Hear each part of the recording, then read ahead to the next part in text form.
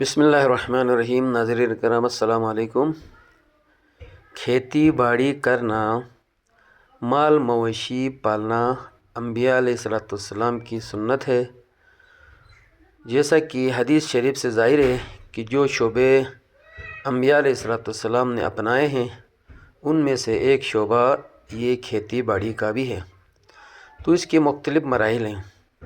تو فروری کے مہینے سے باقاعدہ طور پہ گلگت اور مضافات میں کھیتی باڑی کا موسم شروع ہوتا ہے۔ تو زمین سے برف ہٹ جاتی ہے، تو ایسے میں انسان اگر تھوڑی بہت محنت کرے تو سال بھر کے لیے آمدن اور فائدہ حاصل ہوتا ہے۔ تو پہلے مرحلے میں ہم نے اپنے کھیتوں میں باقاعدہ گوبر ڈالا ہے۔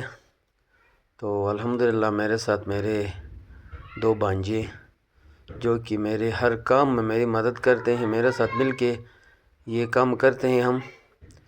تو یہ آپ دیکھ رہے ہو کہ ہم کس انداز میں کس طریقے سے کھیت میں گوبر پھیلا کے ڈالتے ہیں۔ تو اس کے اوپر ہم باقاعدہ طور پہ پانی لگائیں گے تو زمین کے لیے ایک موضوع ہو جائے گی۔ تو آپ دیکھو کہ ہم نے پورے کھیت میں ہم یہ گوبر ڈالا ہے۔ تو یہ اگر 1-2 گھر کے افراد ملیں تو یہ کام بڑی آسانی سے ہو جاتا ہے۔ تو میرے ساتھ یہ میرے ایک چترال والا بھانجا اور یہ نگر والا بھانجا تو ہر کام میں میری مدد کرتے ہیں۔ تو ہم کیوں نہ کریں وہ کام کہ جس سے ہمیں فزیکلی بھی فائدہ ہو اور معاشی طور پہ بھی ہمیں فائدہ ہو۔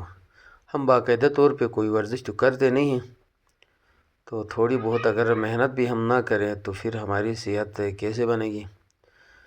تو اس لیے ہم یہ ساری باتیں مد نظر رکھ کے ہی ہم محنت کرتے ہیں۔ تو اس سے تو ہمیں ورزش بھی ہو جاتی ہے اور ثواب کی جگہ میں ثواب بھی ہے، اور انشاءاللہ ایک بہترین فصل ہمارے کھیت سے ہوگی گی۔ تو یہ جو ہم طریقہ کر رہے ہیں یہ ایک قدرتی طریقہ ہے۔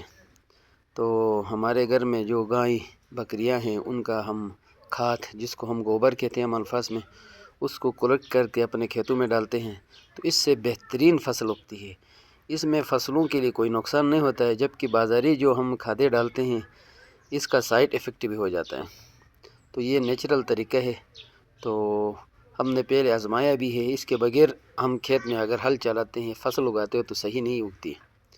تو الحمدللہ تو ہم یہ پروسیس وہیں کر رہے ہیں جو ہمیں ہمارے آباء و اجداد نے سکھایا تھا، اور یہ ہر کام ہم اگر نیک نیتی اور ثواب کی نیت سے کریں تو اس کے اندر کوئی نہ کوئی راز چھپا ضرور ہوتا ہے۔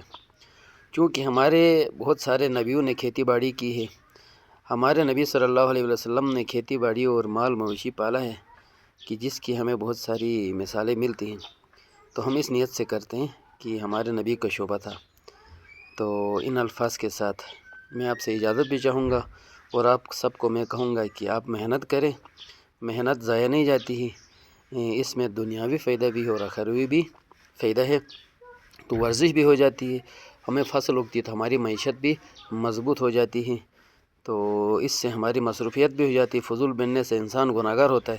اس سے کوئی نہ کوئی ہمیں کام کرنے سے گناہ سے بچنا بھی ہوتا ہے اور اس کا فائدہ بھی ہے۔